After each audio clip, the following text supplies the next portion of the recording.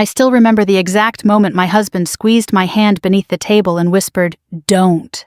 Not because I was angry, because he already knew what I was about to do. Across from me, Vanessa Harper sat back in her chair with a glass of red wine in one hand, and a smile that had somehow managed to insult half the people in the room before dessert arrived. Jason, my brother-in-law, looked at her the way some people look at fireworks. Proud, captivated, completely unaware of how much damage was about to unfold. Vanessa was in the middle of telling everyone about her latest real estate deal. "Honestly," she laughed, "some people just don't understand money. If you're smart enough, making 6 figures isn't that hard." A few people chuckled. I didn't. Neither did my husband. I quietly picked up my phone. The conversation around the table continued for another few seconds before Mark noticed. His eyes shifted toward my screen. The color drained from his face. "Linda," he whispered. I didn't answer. "Don't." That single word carried 15 years of history. 15 years of keeping the peace. 15 years of swallowing things that should have been said. 15 years of pretending disrespect wasn't really disrespect if everyone smiled while doing it. Across the table, Vanessa kept talking. She had no idea the evening had already changed direction. No idea that one simple message was about to unravel everything she'd spent years building. No idea that before the night was over, 3 relationships would be over. But to explain how we got there, I need to go back to the beginning. 3 hours earlier, I had stood in front of my bedroom mirror wondering if I should change my outfit. Again, I was 53 years old. At some point, a woman should be allowed to wear a nice navy blue dress without feeling like she needed approval from a 32-year-old stranger. Yet there I was, looking at myself, questioning everything. Mark stepped into the room adjusting his tie. "You look nice." I smiled. "Do I look old?" He frowned. "What? The dress." "You look fine." "Fine. The most dangerous word in marriage. Not terrible. Not beautiful. Not special. Fine." I let it go. That was my specialty. Letting things go. Mark and I had been married for 15 years. We lived in a quiet Ohio suburb outside Columbus. No luxury cars. No vacation homes. No dramatic success stories. I worked as an administrative coordinator for a regional healthcare company. Mark worked in insurance. We paid our bills. We helped neighbors when they needed it. We attended church most Sundays. It wasn't glamorous, but it was a good life. At least I thought so. The dinner that night was supposed to celebrate Jason's engagement. Jason was Mark's younger brother. At 47, he had finally found someone he claimed was the love of his life. Vanessa. Successful. Attractive. Confident. The kind of woman who never entered a room quietly. The family had spent the last year trying to get used to her. Some were impressed. Some were intimidated. I was neither. I simply didn't trust people who needed everyone to know how impressive they were. The dinner was held at a popular steakhouse about 20 minutes from our house. The restaurant sat near the edge of town. Nothing fancy. Just a comfortable place where families celebrated birthdays and retirement parties. When we arrived, Jason and Vanessa were already there. Vanessa stood immediately. Designer dress. Designer purse. Designer smile. Everything looked expensive. Even her confidence seemed expensive. "There they are," she announced. Several family members turned. Jason hugged us. Vanessa air-kissed the side of my face. Her perfume arrived before she did. "You made it," she said. "Wouldn't miss it." She looked me up and down. The glance lasted less than 2 seconds. I noticed it anyway. Women always notice. "Oh, that's a cute dress." The word cute landed strangely. Not kind. Not admiring. Cute. Like something a grandmother buys for a school recital. I smiled politely. "Thank you." The evening began. Menace opened. Drinks arrived. Conversations drifted around the table. For the first 30 minutes, everything remained civil. Almost pleasant. Then Vanessa found her rhythm. Some people tell stories. Some people perform them. Vanessa performed. Every topic somehow returned to her success. A new client. A recent trip. An investment opportunity. A luxury condo project. An exclusive networking event. The more she talked, the more the dinner began feeling less like a family celebration and more like a business seminar nobody had asked to attend. Then she turned toward me. "So Linda." I looked up. "How's work?" The question sounded innocent. The smile behind it wasn't. "It's good." "What exactly do you do again?" I told her. "Administrative coordinator. Healthcare services." She nodded slowly. "Oh, right." A pause. Then came the first cut. "I could never do that." I laughed politely. "Why not?" She shrugged. I'd lose my mind doing paperwork all day. A few people smiled. Not because it was funny, because they didn't know what else to do. I took a sip of water. The conversation moved on. For about 5 minutes, then she returned. You know what I admire about people like you? People like you? I recognized the phrase immediately. I've heard it my whole life, usually right before an insult. What? I asked. The patience. She smiled. I'd never be happy settling. The table became quieter. Jason chuckled awkwardly. Mark looked down at his plate.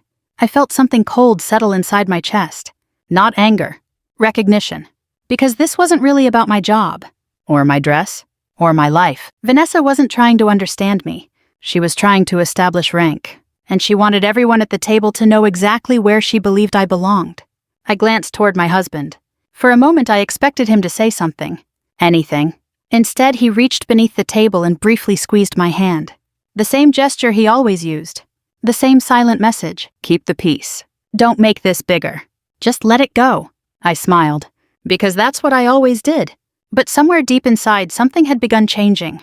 I just didn't know how much. And before the night was over, everyone at that table would discover exactly how dangerous quiet people can be when they finally stop staying quiet. The strange thing about humiliation is that it rarely arrives all at once. Most of the time it comes in small pieces, a comment here, a joke there, a look, a laugh, a silence. By the time you realize what's happening, everyone else has already adjusted to it. And that's exactly what happened during that dinner. The waiter brought salads. Fresh bread arrived at the table. People talked about grandchildren, rising grocery prices, and summer travel plans. Normal family conversation. But every few minutes, Vanessa found a way to bring the spotlight back to herself. And somehow I always ended up standing in the shadow she created. I swear, Vanessa said, shaking her head dramatically, I don't know how ordinary people survive inflation anymore. The table grew quiet. She laughed.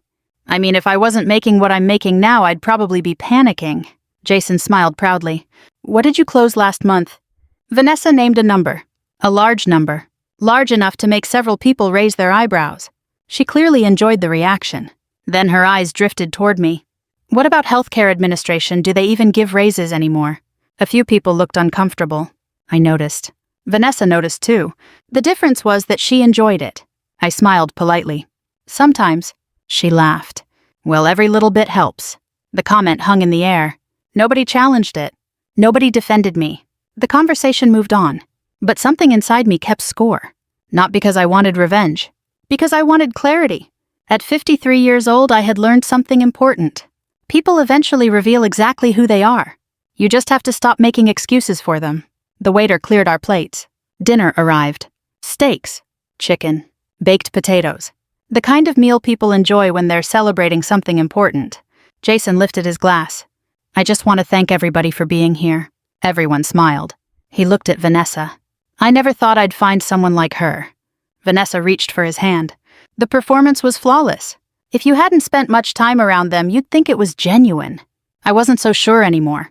Because every time Jason looked away, her expression changed. Not dramatically. Just enough. The warmth disappeared. The calculation returned. The dinner continued. My sister-in-law Carol asked Vanessa how they met. That launched another 20-minute story. According to Vanessa, she had been the smartest person in every room she'd ever entered. The hardest worker. The most ambitious. The most driven. The most successful. Listening to her felt like reading a resume written by someone who had never experienced failure. Then she turned toward me again. What was your degree in business administration? Oh. She sounded surprised. I thought maybe something clerical. The word hit harder than it should have. Not because there was anything wrong with clerical work. Because of the way she said it. As though entire careers existed beneath her notice. Carol immediately looked down. Jason shifted in his chair. Even Mark sighed quietly. Everyone knew what she was doing. Nobody wanted to confront it. I cut a piece of steak. Chewed slowly. Swallowed. Then I smiled. It served me well. Vanessa nodded. That's nice. Nice. The same word people use when they don't respect something but don't want to say it directly. The irony almost made me laugh. For years I'd worked my way up from an entry-level receptionist position. Night classes. Weekend classes. Long commutes. Student loans. There had been years when Mark and I barely saw each other because I was working full-time while finishing school. Nobody handed me anything. Nobody introduced me to wealthy investors. Nobody opened doors. I opened them myself. Slowly. Patiently. One at a time. But people like Vanessa never valued effort they couldn't put a dollar amount on. To her, success only mattered if it looked expensive. The conversation shifted toward travel. Vanessa showed pictures from a recent trip to Scottsdale, then Miami, then Napa Valley. Each story somehow became proof of her superiority. I watched the older members of the family. Mark's mother, Jason's aunt, a couple of cousins. They smiled politely. But I could see something changing. The admiration was fading. People were getting tired. Vanessa didn't notice. People like her rarely do, because admiration and patience often look similar from a distance. Then came the moment I still remember most clearly. Mark's mother asked me about a volunteer fundraiser I had helped organize through church. A simple question. A simple conversation. For the first time all evening, attention shifted away from Vanessa. I talked about collecting winter coats for local families. Nothing extraordinary. Just neighbors helping neighbors. Several people seemed genuinely interested. Then Vanessa laughed. Not loudly. Just enough. That's sweet. The table quieted again. I knew what was coming. Honestly, she continued, I guess that's one way to spend your free time. Nobody spoke. Vanessa sipped her wine. I just prefer projects with a return on investment. There it was. The room felt smaller. I saw Mark staring at his plate. Again. Not angry. Not supportive. Just hoping the moment would pass. That hurt more than Vanessa. Vanessa was practically a stranger. Mark was my husband. The man who had promised to stand beside me. The man who always chose comfort over confrontation. Suddenly memories started surfacing. Dozens of them. Family gatherings. Work events. Birthday dinners. Small moments I'd dismissed for years. Every time someone crossed a line. Every time I swallowed my feelings. Every time Mark said some version of, it's not worth it. Just let it go. Don't make a scene. At some point, keeping the peace had become more important to him than protecting the people he loved. And somehow I had helped him believe that was acceptable. The realization sat heavily in my chest. Vanessa leaned back in her chair, completely comfortable, completely unaware. Then she delivered the comment that changed everything. She smiled directly at me. What's your annual salary these days, Linda? The entire table froze. Even Jason looked shocked. Nobody asked questions like that. Not in our family. Not in public. Not at a celebration dinner. I stared at her. For a second I thought she might realize she'd gone too far. Instead she smiled wider. Oh, come on. Then she named her own income. A 6-figure number. Loudly. Confidently. Proudly. As though life itself were a scoreboard. And as several people shifted uncomfortably in their seats, I realized something important. Vanessa wasn't the biggest problem sitting at that table. The bigger problem was everyone who kept allowing it, including me. After Vanessa announced her income, the table went so quiet I could hear silverware clinking from a booth across the restaurant. Nobody knew what to say. Mark's mother looked embarrassed. Jason looked uncomfortable. My cousin Rick suddenly became very interested in his baked potato. And Vanessa, she looked pleased with herself, as if she had just won something. I took a sip of water and reminded myself to breathe. At my age, you learn that people reveal far more when they're talking than when they're listening. The problem was that Vanessa loved hearing herself talk. And the more she talked, the more certain I became that something wasn't right. Jason tried to rescue the conversation. So, Mom, how's the garden this year? His mother smiled gratefully and started talking about tomatoes. For a few minutes, normalcy returned. Then Vanessa steered everything back to herself. Again. I've barely been home lately. She sighed dramatically. Too many projects. What kind of projects? Rick asked. That was all the invitation she needed. The next 10 minutes became a presentation. Luxury developments. Commercial properties. Investment groups. Partnership opportunities. Large transactions. Big numbers. Every sentence sounded impressive. And yet, with every detail she shared, a strange feeling settled deeper into my stomach. Because some of the names sounded familiar. Very familiar. At first, I couldn't place why. Then suddenly I could. The realization arrived so quickly I nearly dropped my fork. 3 months earlier, I had left my previous position. Before joining the healthcare company where I now worked, I'd spent nearly 2 years as office manager for a respected property development firm outside Columbus. It wasn't glamorous work, but it gave me access to mountains of paperwork, permits, contracts, vendor agreements, compliance records, meeting schedules, financing documents. I wasn't making decisions, but I saw everything. Every project passed through our office at some point, which meant I remembered names. And several of the projects Vanessa was discussing sounded remarkably familiar. Too familiar. I stayed quiet. The older I've gotten, the more I've learned not to rush toward conclusions. Facts matter. Assumptions cause trouble. So I listened. Carefully. Vanessa mentioned a luxury apartment project outside Dublin. I recognized the name immediately. Then she mentioned a commercial redevelopment near Westerville. That one sounded familiar too. Then another. And another. A faint alarm bell began ringing in my head. Not loud. Just persistent. Like a smoke detector with a dying battery. Jason smiled proudly. You should hear some of her stories. Oh, I've heard plenty already, Rick joked. Several people laughed. Vanessa laughed too, but there was a sharpness behind it. She enjoyed being admired. More than that, she expected it. The conversation moved toward investments. Vanessa leaned forward. You know what the problem is with most people? Nobody answered. She answered anyway. They think hard work is enough. I felt my jaw tighten. Hard work matters, Mark's mother said gently. Vanessa smiled politely. Sure, but intelligence matters more. Something in her tone made several people glance at one another. She didn't seem to notice, or care. You can work 80 hours a week and still never get ahead if you don't understand how money works. The statement wasn't entirely wrong, but the way she said it felt insulting, as though anyone who earned less than she did simply wasn't smart enough. I glanced at Jason. He was still smiling. Still proud, still convinced he'd found the perfect partner. Part of me felt sorry for him, because I knew what infatuation looked like. I had watched good people ignore obvious warning signs before. Sometimes love isn't blind. Sometimes it's simply hopeful. Vanessa continued talking. The stories grew bigger. The numbers grew larger. The accomplishments became more impressive. And with every sentence, my discomfort grew. Not because I was jealous. That would have been easier. What bothered me was something else. Details. Tiny details. The kind most people miss. The kind office managers notice because paperwork notices everything. For example, Vanessa described herself as playing a major role in a project I remembered quite clearly. The project had involved multiple investors, attorneys, engineers, city officials, and developers. Hundreds of emails. Dozens of meetings. Months of coordination. Yet I couldn't remember seeing her name anywhere significant. That didn't prove anything. Large projects involve many people. Still, the feeling remained. Then she mentioned another deal. This time I was almost certain. I remembered the project. I remembered the developer. I remembered sitting through meetings about it. Again, I couldn't recall Vanessa having the kind of role she was describing.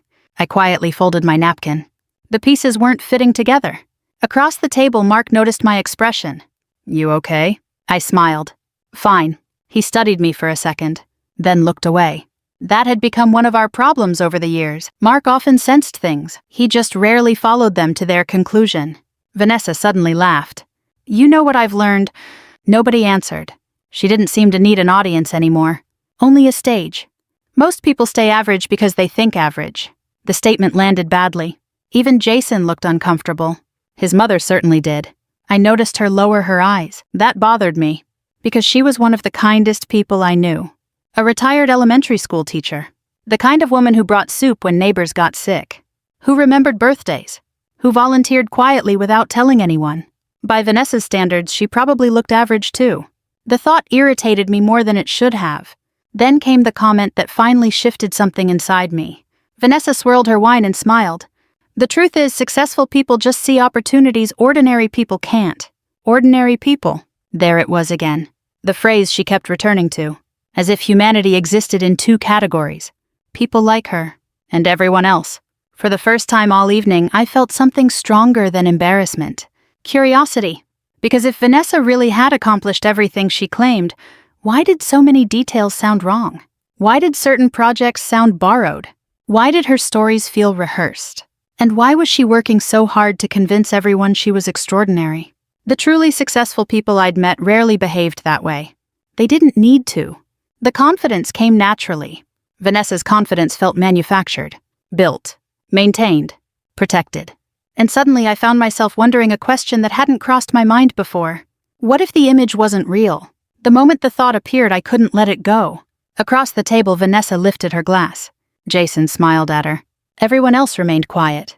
And for the first time that night, I stopped feeling hurt. I started paying attention. By the time dessert menus arrived, the atmosphere at the table had changed. Most people hadn't noticed it consciously, but they felt it. The laughter came less often. Conversations didn't flow as naturally. Even the waiter seemed to sense the tension. Vanessa, however, remained completely comfortable. If anything, she seemed energized. People like Vanessa often mistake silence for admiration. The longer nobody challenged her, the more confident she became. I sat quietly and watched. Not because I was afraid. Because I was thinking. The more she talked about those projects, the more certain I became that something wasn't right. Not necessarily illegal. Not necessarily dishonest. But definitely exaggerated. And exaggeration has a funny weakness. Eventually, details start colliding with reality. Jason ordered coffee for both of them. Vanessa thanked him without even looking up from her phone. That small moment caught my attention. Not because it was rude. Because it seemed revealing. Jason had spent the entire evening supporting her, defending her, admiring her, building her up, and she barely seemed aware of it. I wondered if he noticed.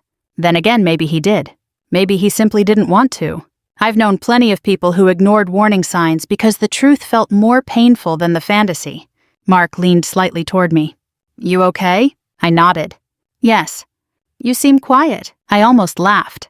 After 2 hours of being insulted, quiet was apparently what concerned him. Not the insults, not the humiliation, the silence. That realization hurt more than I expected. Vanessa suddenly looked at me. "Linda." I looked up. "Yes." She smiled. The same smile she'd worn all evening. The one that never quite reached her eyes. "Can I ask you something?" The table immediately became attentive. Nobody trusted that question anymore. "You can ask." She tilted her head. "How do you stay motivated?" I blinked. "What do you mean?" "I mean, if you know you're never going to earn real money." The words landed like a glass breaking. Nobody moved. Nobody spoke. Jason froze. His mother looked horrified. Even Vanessa seemed surprised by how quiet the room became. But only for a second. Then she smiled again, as though she'd simply made an innocent observation. I looked around the table. Nobody laughed. Nobody smiled. Nobody agreed. And yet nobody challenged her either. Then I felt Mark's hand find mine beneath the table. A familiar gesture. A familiar request. His fingers squeezed gently. Then he leaned closer. "Don't." The word barely reached above a whisper. But I heard it. And suddenly 15 years flashed through my mind. Don't. At Christmas. Don't. At family reunions. Don't. When someone crossed a line. Don't. When someone embarrassed me. Don't. When someone disrespected me. Don't. Not because I was wrong. Because confrontation made everyone uncomfortable. For years I had accepted that bargain. My dignity in exchange for peace. My voice in exchange for harmony. My feelings in exchange for everyone else's comfort. And sitting there staring at Vanessa's smile, I realized something. The bargain had never actually worked. Because people who face no consequences rarely become better. They become bolder. I slowly placed my napkin beside my plate. Then I picked up my phone. Across the table, Jason noticed. Then Mark. The color immediately left his face. He knew me. He knew something had changed. "Linda." I looked at him calmly. He lowered his voice. "Please." I didn't answer. Instead, I opened my contacts. There was one person I hadn't spoken to in several weeks, a former colleague from my old property development company. Someone who still worked there. Someone who would know exactly what I needed to know. I typed a short message. One name. One question. That's all. Then I hit send. The entire process took less than 30 seconds. Nobody else knew what I was doing. Vanessa certainly didn't.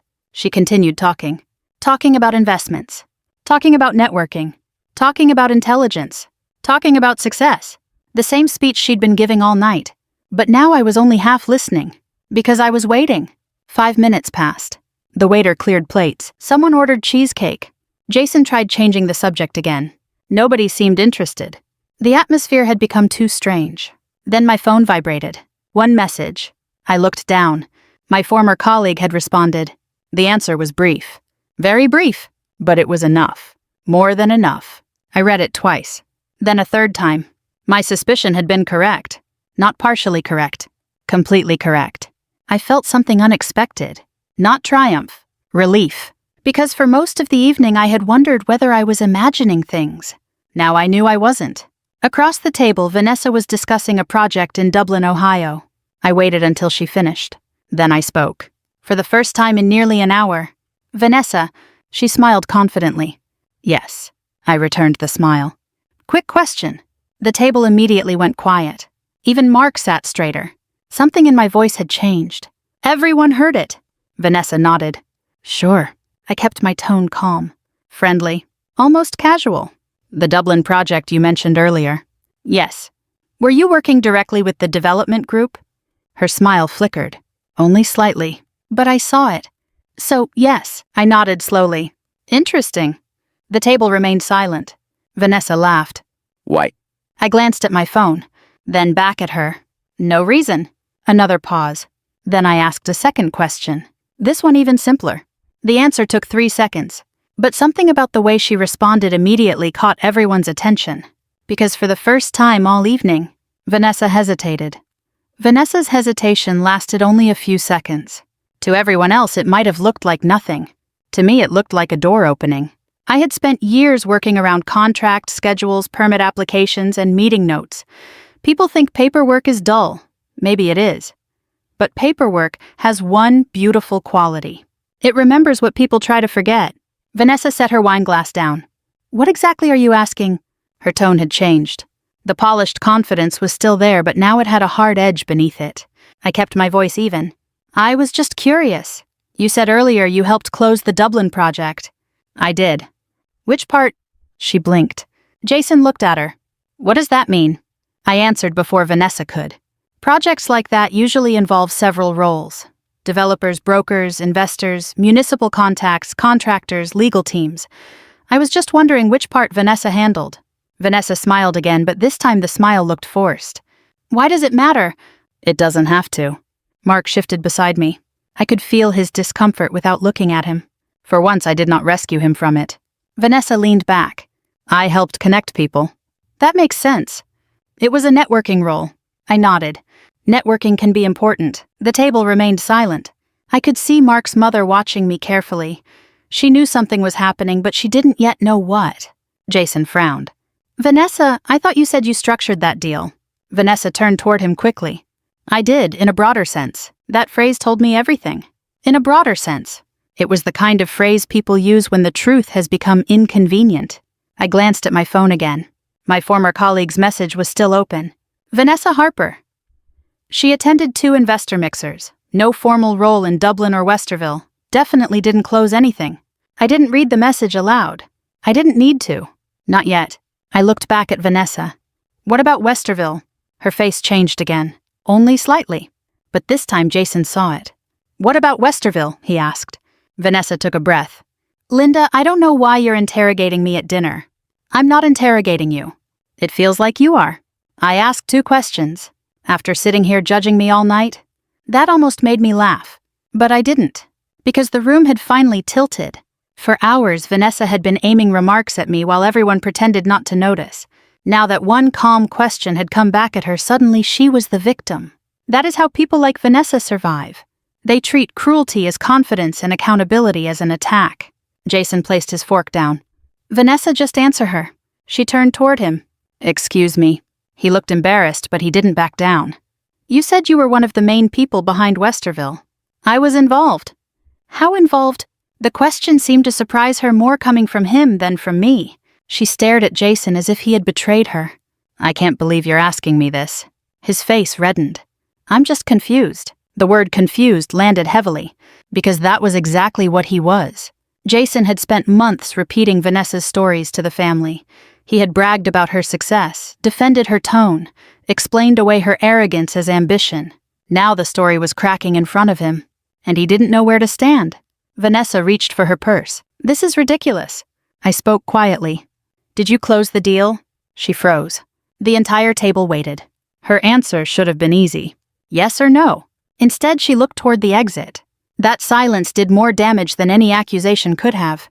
Jason's voice lowered. Vanessa, she snapped at him. It was complicated. Mark's mother closed her eyes. Just for a second. I saw it. So did Jason. I said complicated isn't the same as true. Vanessa's eyes sharpened. You have no idea what you're talking about. Actually, I worked for Harlan Development for almost 2 years. For the first time all night, nobody breathed. Vanessa stared at me. Jason turned slowly. You did? I nodded. Office manager. Vanessa let out a short laugh. Office manager, exactly. There it was again. The reflexive insult. But this time it didn't land the same way. This time everyone heard it for what it was. I continued. That means I handled schedules, compliance files, vendor records, and correspondence for several projects, including the ones you mentioned tonight. Jason looked from me to Vanessa. Vanessa's face had lost some of its color. You never told me that, Mark said softly. I looked at him then. No, Mark, you never asked much about that job. The sentence hit harder than I intended. He looked down. For a moment I almost felt sorry for him. Almost. Jason's voice sounded strained. Vanessa, is that true? Were you not actually part of those deals? She stood. This conversation is humiliating. I looked at her. It is. That single agreement seemed to unsettle her. Because I wasn't arguing. I wasn't yelling. I wasn't giving her anything to fight. I was simply refusing to move. She looked around the table searching for sympathy, but the room had changed. The people who had smiled politely earlier were no longer smiling. Carol folded her arms. Rick stared at the table. Mark's mother looked wounded. Jason looked like a man watching a photograph burn. Vanessa's voice lowered. I may have simplified some things. Jason swallowed. Simplified. I was around those deals. Around? She glared at him. You don't understand how business works. He flinched. And that more than anything seemed to wake him up. Because the insult sounded familiar. It sounded like everything she'd said to me. Only now it had finally turned toward him. Jason pushed his chair back. How much of what you've told me is real? Vanessa grabbed her coat. I will not be attacked by your family. I said nothing. Nobody did. She looked at me one last time. Her expression was angry, embarrassed, and frightened all at once. Then she walked out. Jason didn't follow her. That was the first relationship ending. But it wasn't the last. Nobody spoke for several seconds after Vanessa left. The restaurant noise continued around us. Servers carried trays. Glasses clinked. People laughed at nearby tables. Life moved on as if nothing unusual had happened. But at our table, everything had changed. Jason remained frozen in his chair. His eyes stayed fixed on the restaurant entrance long after Vanessa disappeared through it. I knew that look. It wasn't heartbreak yet. Heartbreak comes later. This was disbelief. The moment when reality first begins pushing through a story you've been telling yourself. Mark's mother finally exhaled. Oh, Jason. Her voice sounded tired. Not angry. Just tired. Jason rubbed his face. I don't understand. Nobody answered. Because everyone understood. They simply didn't know how to say it kindly. For months, Jason had fallen in love with an image Vanessa had carefully built. The successful entrepreneur. The self-made businesswoman. The person who always knew more than everyone else.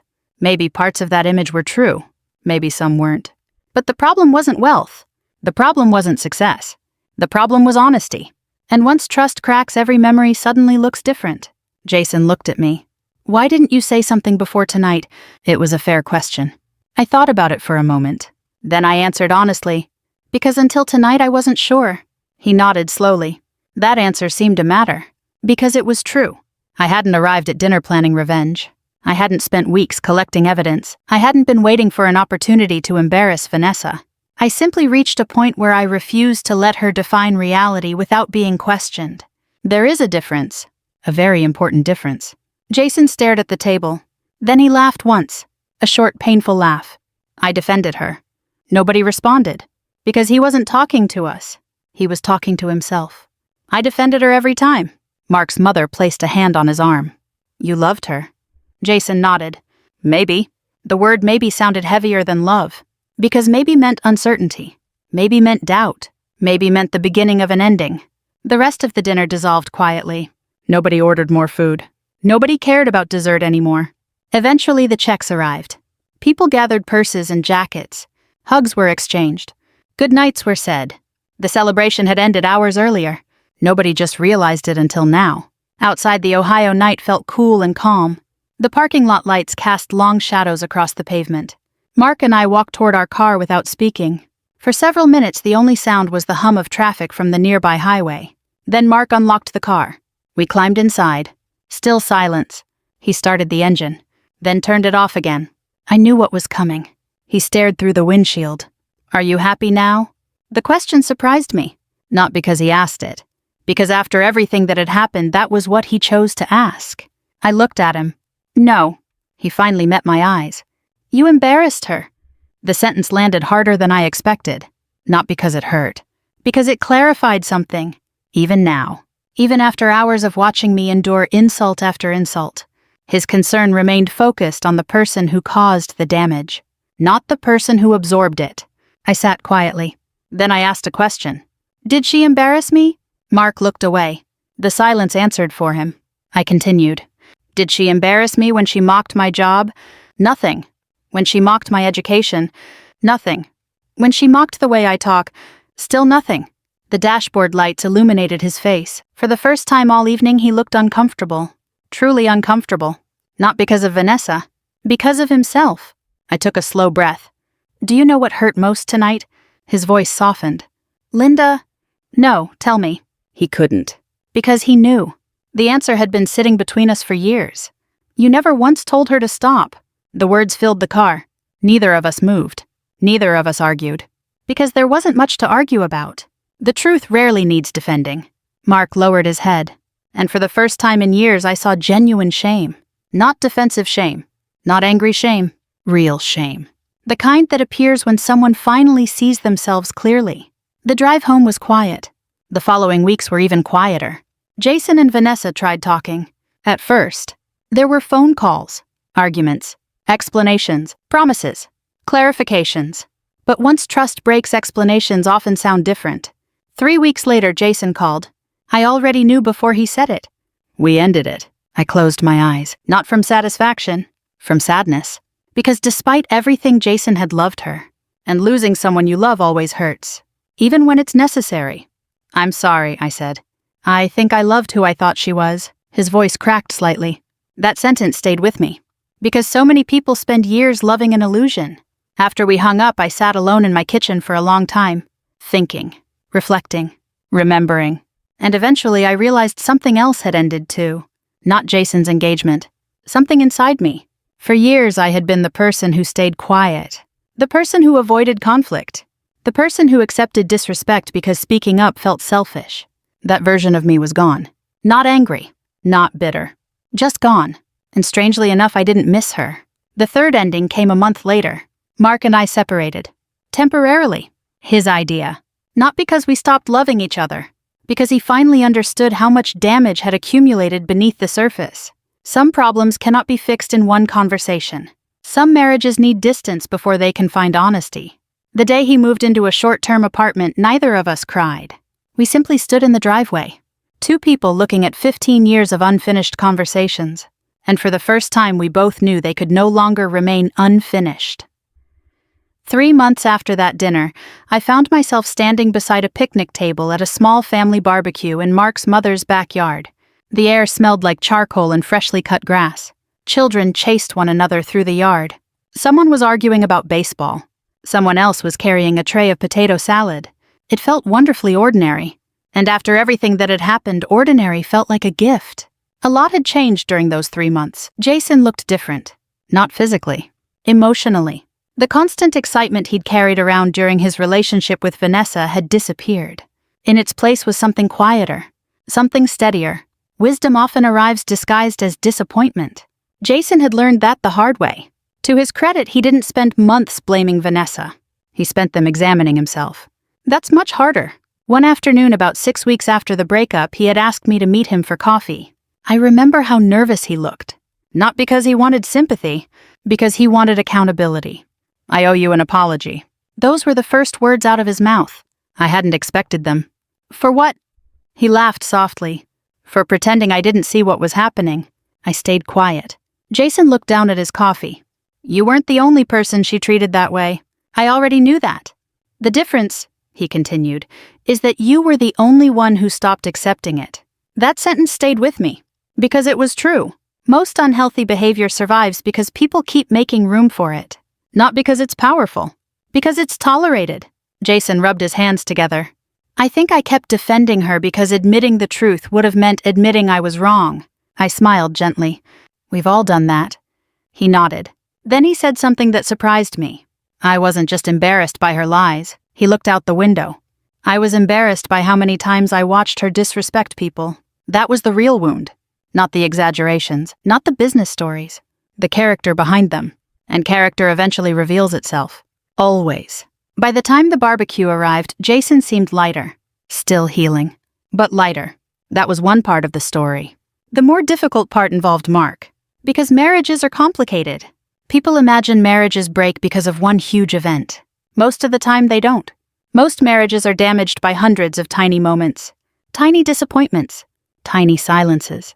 Tiny failures to show up when it matters. The dinner hadn't created our problems. It had exposed them. During our separation, Mark started attending counseling. Not because I demanded it. Because he wanted answers. For himself. At first we only spoke occasionally. Short phone calls. Practical conversations. Nothing emotional. Then gradually something changed. The defensiveness disappeared. The explanations disappeared. The excuses disappeared. For the first time in years, he started listening. Actually listening. Not waiting for his turn to speak. Listening. One Saturday morning we met at a small diner halfway between our homes. The kind with laminated menus and unlimited coffee refills. I arrived first. He arrived 10 minutes later. He looked nervous. That gave me hope. People who think they've done nothing wrong are rarely nervous. After we ordered breakfast, he sat quietly for a moment. Then he spoke. I understand now. 4 simple words, but they carried weight. I waited. He stared into his coffee. I spent years thinking keeping the peace made me a good husband. I said nothing, because he wasn't finished. I thought avoiding conflict protected everyone. His voice cracked slightly. But all it really did was leave you standing alone. The restaurant suddenly felt very quiet. Not because of the room, because of the honesty. Real honesty has a way of silencing everything else. Mark looked at me. I failed you. No excuses, no explanations, no qualifications, just the truth. For a moment I couldn't speak. Not because I was angry. Because I had waited so long to hear those words. Then he surprised me again. You know what's hardest? What? I honestly thought I was being kind. I nodded slowly. That was the tragedy. Mark wasn't cruel. Cruelty would have been easier to identify. He was conflict avoidant. And over time, avoiding conflict became its own form of betrayal. We talked for nearly 3 hours. Some of the conversation was painful. Some of it was healing. None of it was easy. But by the end of that morning, I realized something. The man sitting across from me wasn't defending himself anymore. He was changing. And real change is rare. Rare enough to deserve recognition. We didn't reconcile that day. Trust rebuilds slowly. Brick by brick. Conversation by conversation. Choice by choice. But we started, and sometimes that's enough. 6 weeks later, Mark moved back home. Not because everything was fixed. Because we were finally fixing it together. Now, standing in that backyard months after the dinner, I watched him helping Jason assemble a new grill. The 2 brothers laughed about something. Mark glanced toward me. Our eyes met. He smiled. A quiet smile. The kind built on understanding instead of convenience. I smiled back. Not because life was perfect. Because it was honest. Later that afternoon, Mark's mother handed me a paper plate piled high with food. Then she hugged me. Tightly. You know, she said softly, sometimes the person who speaks up saves more than themselves. I thought about that for a long moment. Maybe she was right. Because that dinner had ended 3 relationships. Jason's relationship with Vanessa. My relationship with the version of myself who stayed silent. And the unhealthy version of my marriage. But strangely enough, those endings created something better.